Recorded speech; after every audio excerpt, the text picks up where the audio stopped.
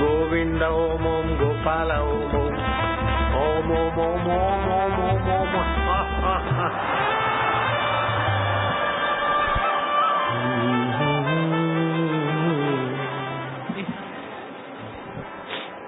तिरुपति बालाजी पहाड़ी पे मंदिर।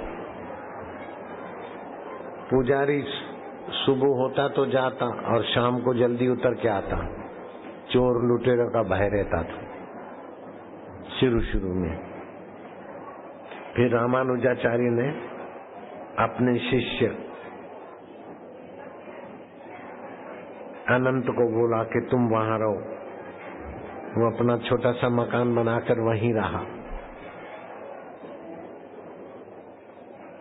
तिरुमलीगिरी। अब उधर तो कंकड़ पत्थर एक मंदिर था पहले, बस पहले स्टार्टिंग में शुरू में कंकड़ पत्थर हटावे, जमीन ठीक करे, छोटा सा बगीचा लगाया भगवान के फूलों के लिए। तो एक लड़का आया, बोले मेरे को काम पे रखोगे? तो लड़का तो सांवरा था, सुंदर भी था, कोमल भी था। तो अनंत जी ने कहा कि नहीं, तू क्या काम करेगा इधर, चला जा, भाग जा, टाइम खराब करता है।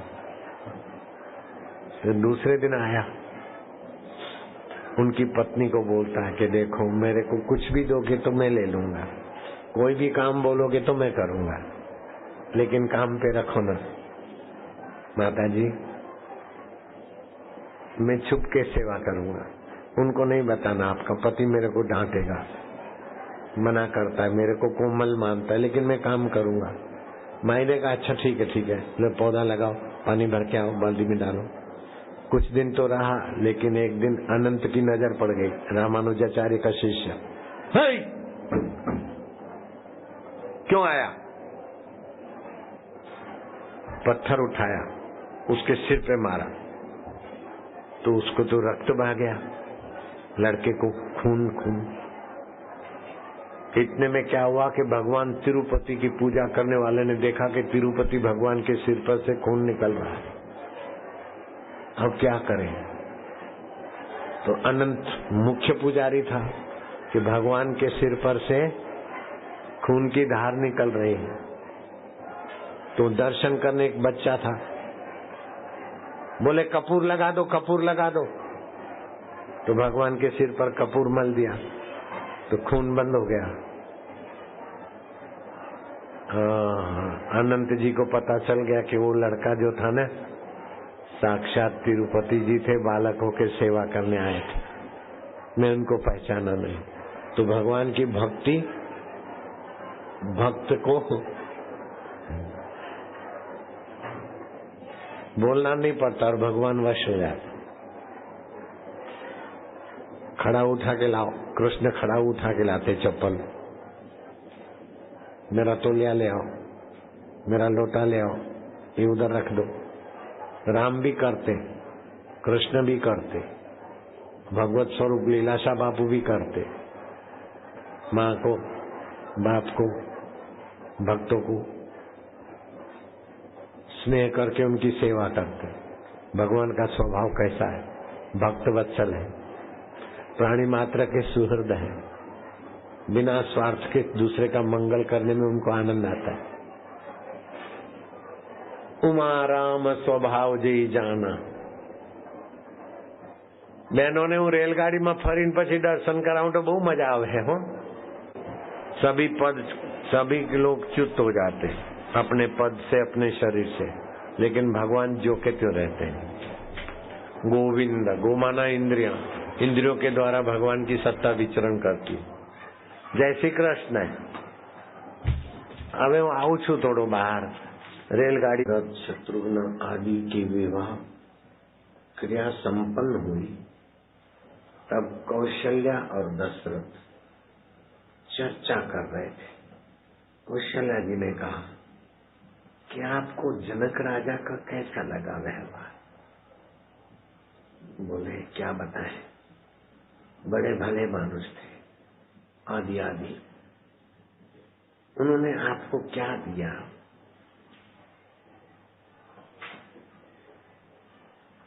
तो दशरथ की आंखों से आंसू बरस पड़े।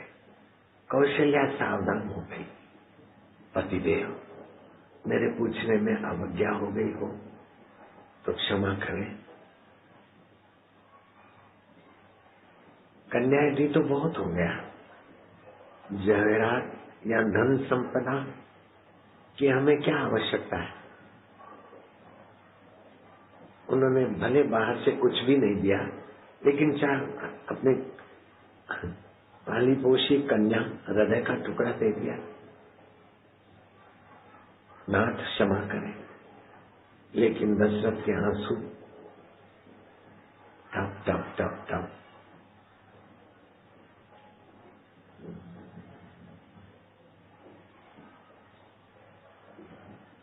कौशल्या जी ज्ञान मार्गी थी और दशरथ भक्ति मार्गी थे। जनक ज्ञान मार्गी थे तो उनकी पत्नी सीता की मां भक्ति मार्गी थी। अनुचित प्रश्न किया हो तो क्षमा करें। वीर श्रेष्ठ, नृप श्रेष्ठ, अयोध्या नरेश स्वस्थ हो जाए। बोले कौशल्या, उन्होंने क्या दिया कि तुमने प्रश्न किया ना। उन्होंने मेरे को ऐसी समझ दी कि कन्या को पालते पोषते 18-20 साल की हो जाए और कन्या दे देते तो उसके बाप के हृदय और माँ के हृदय को कैसा दुख पहुंचा देगा। अपनी कन्या अर्पण कर देते तो उनके दुख को याद करके मेरे आंखों में आंसू आ रहे। अब कौशल्या तू बता, इन बहुओं को तू कैसे रखेगी। बोले अपने पुत्रों के समान। दशरथ कहते नहीं, मुझे संतोष नहीं हो रहा है।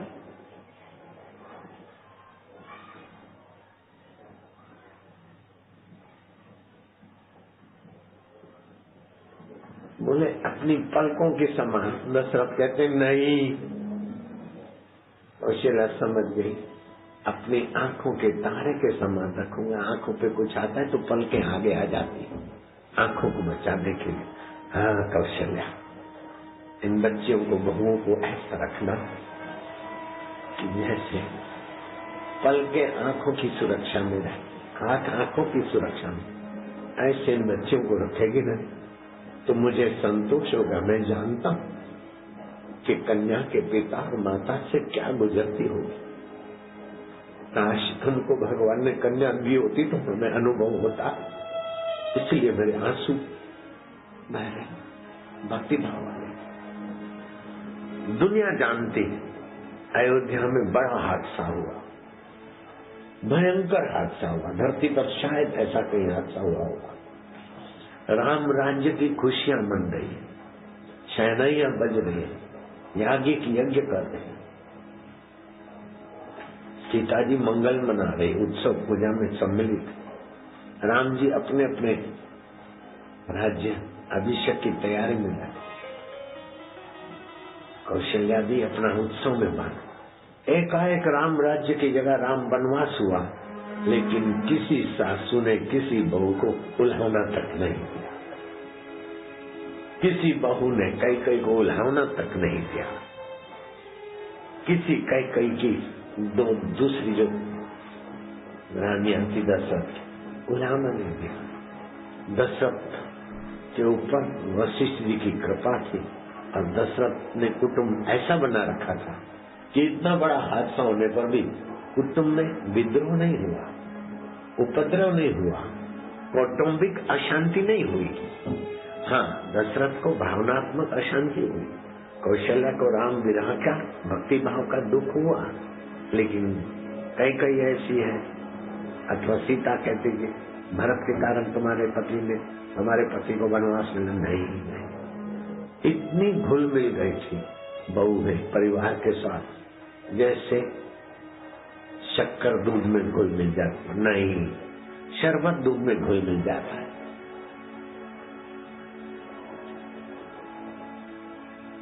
तो आप लोग संत द्वार पर संसारी जीवन में प्रवेश कर रहे हैं। बहुएं ऐसी भूल मिल जाओ कि सासू को अपनी बेटी से भी प्यारियां लगो और सासुएं बहुओं को ऐसे संभालो जैसे तुम्हारे आंखों की तार, तुम बहुओं की पलकें हो जाओ।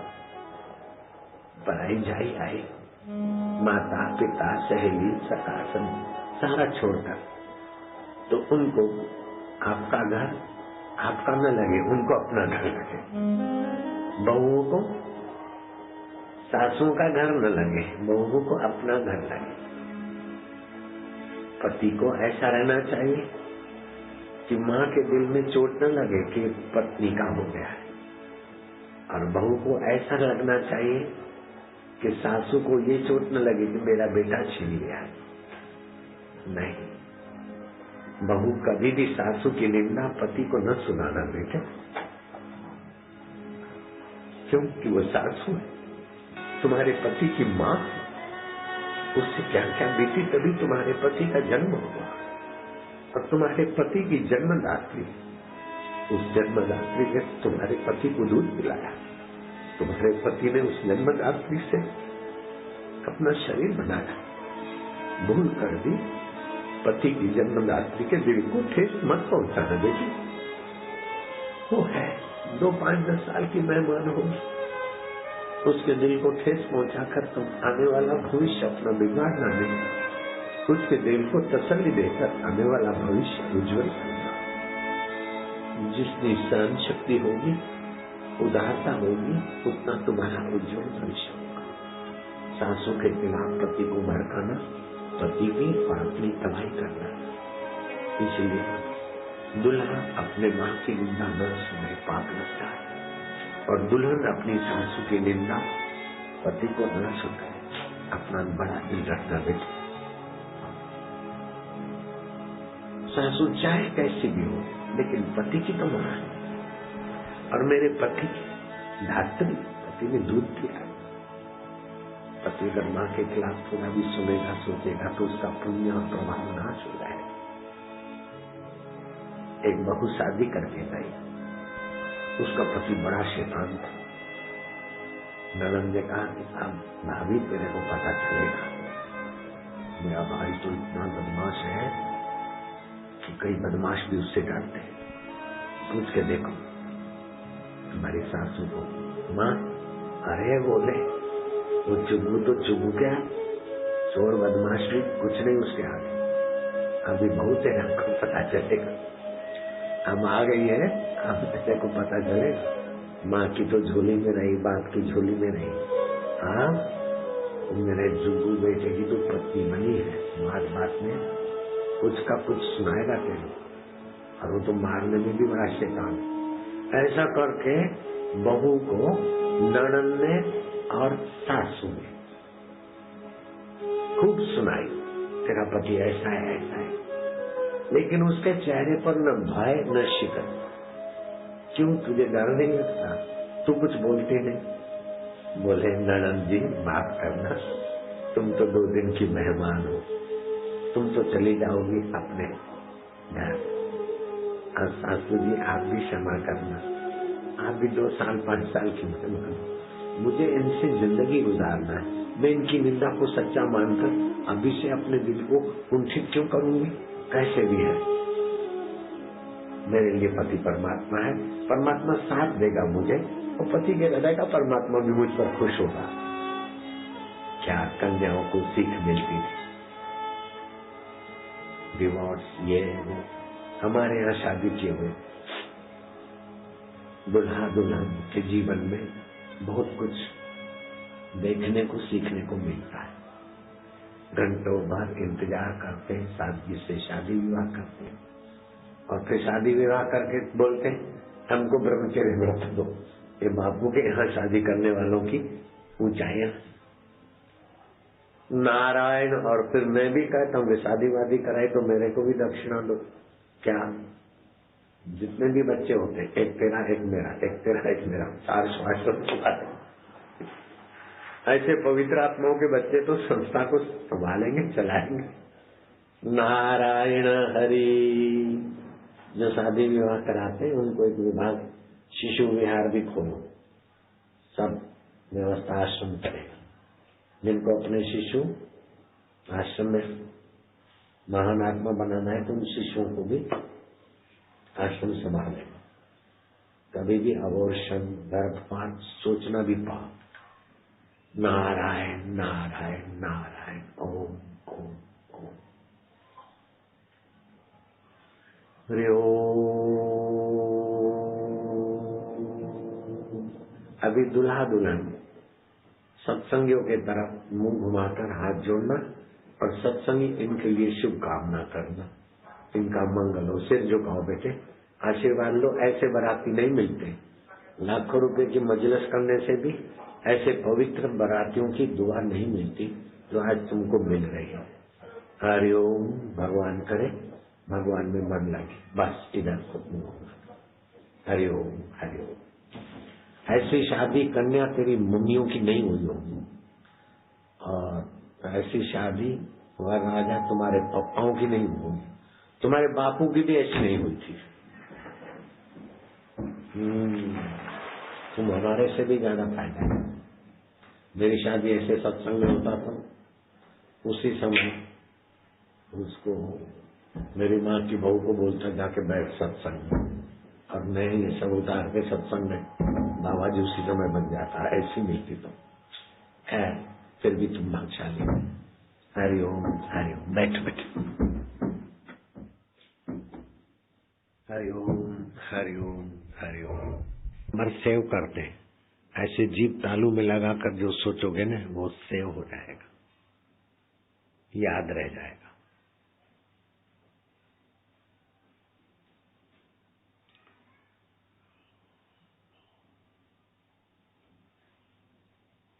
इस सीजन में खजूर रात को भिगा देनी चाहिए, 4-5 दाने। बाजार में बहुत महंगी खजूर मिलती है, काली वाली, वो भी मंगाई है समिति ने, सस्ते में देते। वो खजूर चाहिए, अथवा जो रूटीन में लेते वो खजूर रात को भिगा दी। सुबह खजूर को मसल दिया, जूस की नहीं बनाकर खाया पिया तो भी चलेगा, और दूध मिलाकर पियोगे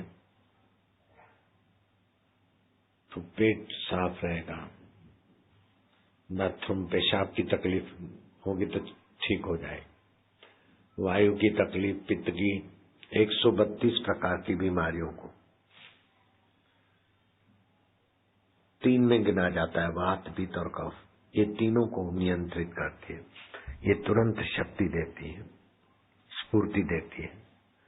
रक्त और मांस और वीर्य को बढ़ाने वाली, हृदय और मस्तिष्क का ये टॉनिक है खजूर।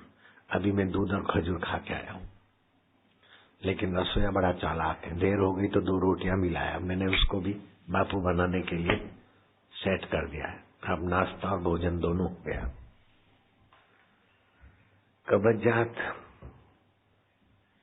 की तो नाशक है, लेकिन चेहरे पर लाली ले आती, कांति। देखो कैसा लग रहा हूँ, जवान, 73 साल का। 100 ग्राम खजूर में 277 gram calorie, calcium 64 milligram, potassium 696 milligram, sodium 1, लोह तत्व 1, मैग्नीशियम 54 और फास्फोरस 62, कार्बोहाइड्रेट्स 75, प्रोटीन 2 और वसा 150 मिलीग्राम 100 ग्राम खजूर में। मस्तक, हृदय की कमजोरी को मिटाने के लिए दूध के साथ लेना, कब्जियत मिटाने के लिए भी दूध के साथ लेना। जैसा पाचन हो, 5 दाने से 7 दाने अथवा 3 से 5 दाने, बच्चों के लिए 2 से 3 दाने धोकर भिगा दे थोड़े पानी में, फिर वो पानी काम में ले ले, पी ले। सुबह खाए। बच्चों के लिए 2 से 4 खजूर। ऐसे किशमिश भी बहुत फायदा करती, और फिर भगवान का नाम लेकर आचार्य विनोबा भावे की माँ एक एक दाना गिनकर भगवान पर चढ़ाते थे। तो उनके पति ने टोका कि एक एक दाना रोज गिनकर चढ़ाती हो। ओम नमः शिवाय 1, ओम नमः शिवाय 2, ओम नमः शिवाय 11,000, 11,003, ओम नमः शिवाय। इससे तो एक बार तोल लो दाने, रोज उतना तोल के चढ़ा दिया करो। तो अपने बच्चों को बेटे को पूछते, क्यों रे विनया, कैसा रहेगा? बोले ना भैया, मैं पहले 1 लोटा पानी चढ़ाने को जाता था और तुमको पूछा था कि 365 लोटे एक साल में एक बार पूरा टैंकर शिव जी को चढ़ा दूं, तो तुमने बोला नहीं बेटे, शिव जी को पानी की जरूरत नहीं है। आप लोटा ले जाते तो अपने हृदय का निर्माण होता है, अपने भावों की शुद्धि होती है, अपनी तपस्या होती है। तो माँ मेरे को तुमने ये सिखाया, तो तुम तोल के कैसे चढ़ाओगी? मेरे को टैंकर चढ़ाने से मना किया, तो तुम तोल के कैसे चढ़ाओगी? मेरी परीक्षा ले रही है माँ। माँ और बेटे की हंसी मजाक में पिता का रोष भक्ति में बदल गया। फिर रात को दही जमाती तो हे पांडुरंगा, हे विठ्ठल, मेरी दही तो आप ही जमाएंगे, मैं तो खाली जामन डालती हूँ, दही जमाने वाले आप। पांडुरंग अच्छी दही जमाना। विनया में से बड़े हुए उम्र, बोले माँ दही जमाने में भगवान को क्यों घसीटती?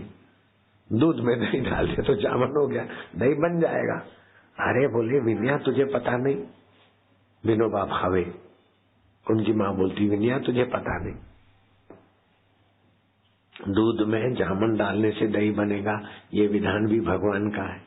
और भगवान का नाम लेते हैं तो हमारे शरीर में भी भगवान के कण आते हैं, तो दही में भी उसका प्रभाव आता है, तो कितनी अच्छी होती है। विनोबा भावे लिखते हैं कि मैं जेल में था तब मैंने दही जमाने की खूब सावधानी रखी, लेकिन कभी खट्टा हो जाता तो कभी जमता ही नहीं, तो कभी पानी छोड़ता, लेकिन माँ के हाथ की दही अच्छी जमती।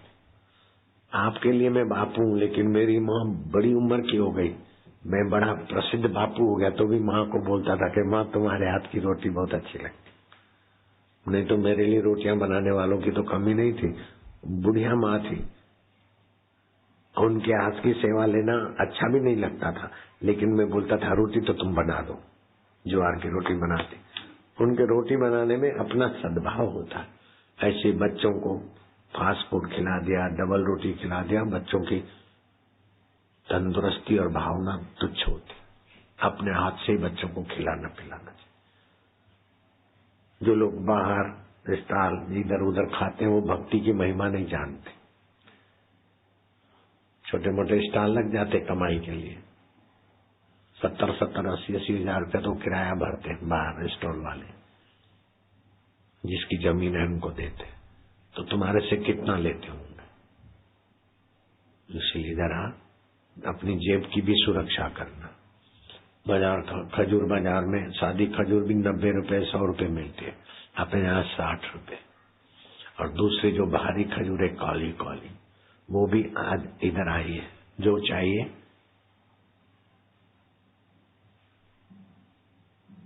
और बापू के फोटो भी नए नए आए, आज मैंने देखे, दबंग बापू।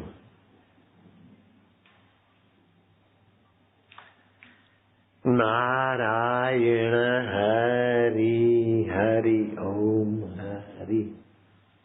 वो फोटो ले आना, कोट वाले दबंग फोटो, नहीं तो फिर कलयुग के प्रभाव से आदमी गिरता है। अब लाइन बंद करो, हो गया। कई लोग आते संतान प्राप्ति वाले, फिर मैं उनको बोलता हूँ संयम से रहना, ज्यादा साथ में रहने से संतान कमजोर होती है, संयम से रहना। कभी कभी मैं ऐसा खुला दिल हूँ, मैं बोलता हूँ मेरे को 50 साल हो गए शादी किए, नारायण की माँ को कसम डाल के पूछो, 50 घंटे भी हमारे साथ नहीं रही है, नहीं मैं उसके साथ रहा हूँ। 25 घंटे भी साथ में नहीं रहे, साथ में मतलब बिस्तर पर। 50 साल में 50 घंटे भी नहीं। बेटा भी है बेटी भी है, तो क्या वो मेरे को प्रेम नहीं करती, मैं उसको स्नेह नहीं करता हूँ। मैं तो स्नेह करके बुढ़िया को चलती फिरती कर दिया, नहीं तो जाने की तैयारी में थी। इंटरकॉम से बात करा, कैसा है? मैं क्या नहीं, अब फिर कल से तो ठीक है। बोले हाँ, कल से अच्छा है। बोले हाँ। मैं क्या आहा, बोल आहा अच्छा लगता है। बोले आहा आहा करते करते खुशी ऐसी मिली कि अब बुढ़िया तो मायके जाने लगी घूमने। मैं घर छोड़ के चला गया तब नहीं गई, अब मायका भी याद आता है और बम्बई भी याद आती है, हरिद्वार भी याद आती है। बुढ़िया अब तुम धूम करोगे। और इतनी श्रद्धा रखती है कि तीजड़ी रखते तो चंद्रमा को अर्घ्य देना होता है, तो मेरे को ही अर्घ्य दे के अपना उपवास खोल देती। तो क्या प्रेम की कमी है क्या? मेरे को स्नेह नहीं करती क्या? भगवान तो ये मानती, मैं उसको प्रेम नहीं करता हूँ। प्रेम नहीं करता तो रहती काहे को? और वो मुझे प्रेम नहीं करती तो माता जी कैसे होके पूजा जाती है? तो प्रेम करना चिपकने को प्रेम नहीं बोलते हैं, वो तो कामी लोगों का है।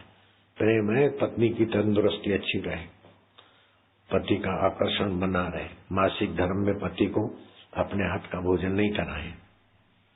मासिक धर्म में हो तो पति को न छुए, 5 दिन तक पति के स्पर्श करके उसका प्रभाव नाश न करे, अपना पुण्य नाश न करे। वो सब पालती, तभी वो माता जी और मैं बापू जी, समझ गए? हाँ, कुछ ऐसे नियम है जिससे दबंग बने रहते हैं। आज जो नया फोटो आया है ना बापू जी का, दबंग बापू, पीना कमर में दर्द, ये दर्द काहे को बीमार हो ना।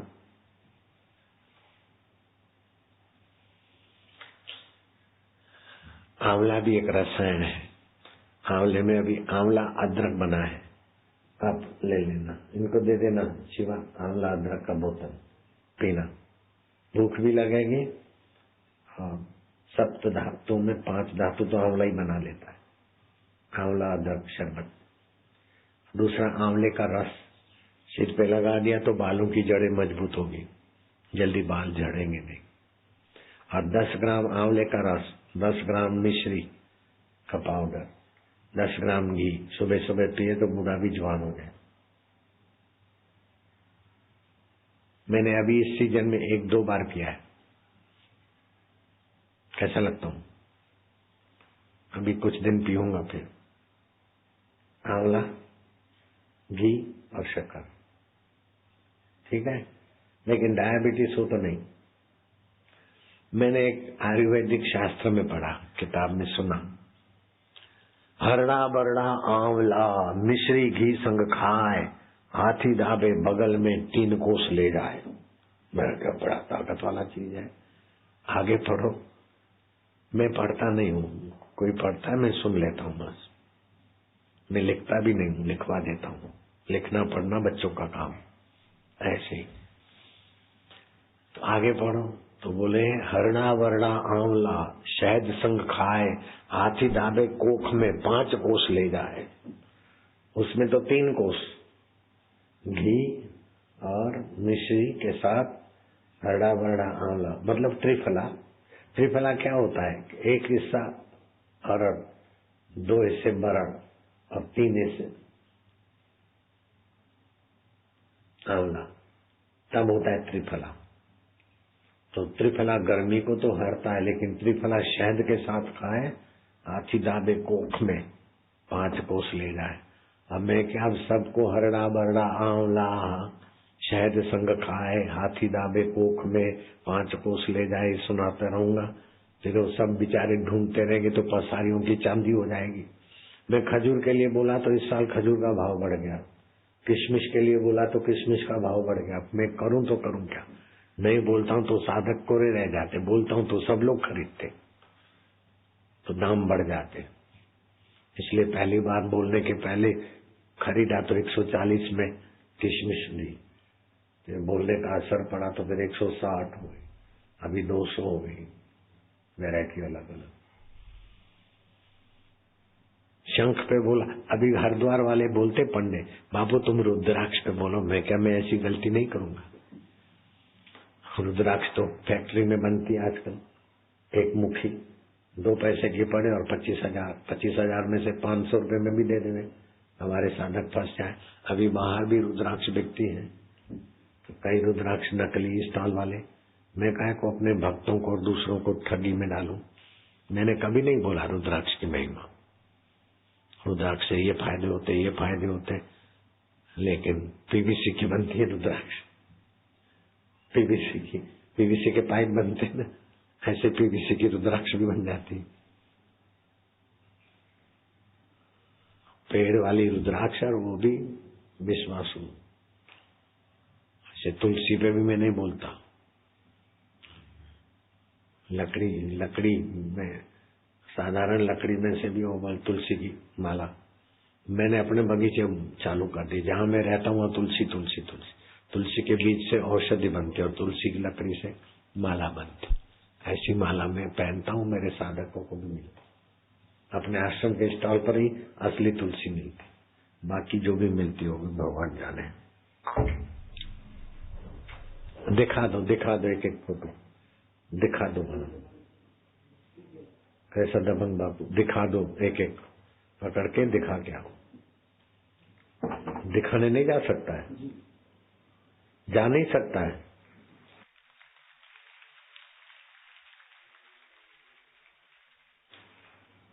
अकुल कौन देख टक्के जो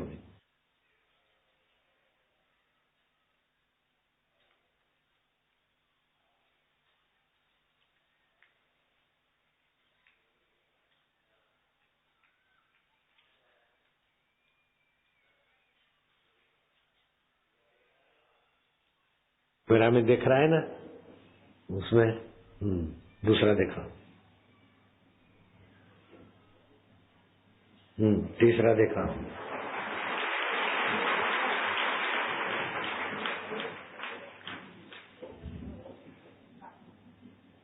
अरे किए जले बिठो पागल होना भी, ये तो पागल है। पीले कपड़े उतार दे, पागल आदमी पीले कपड़े पहन लिया।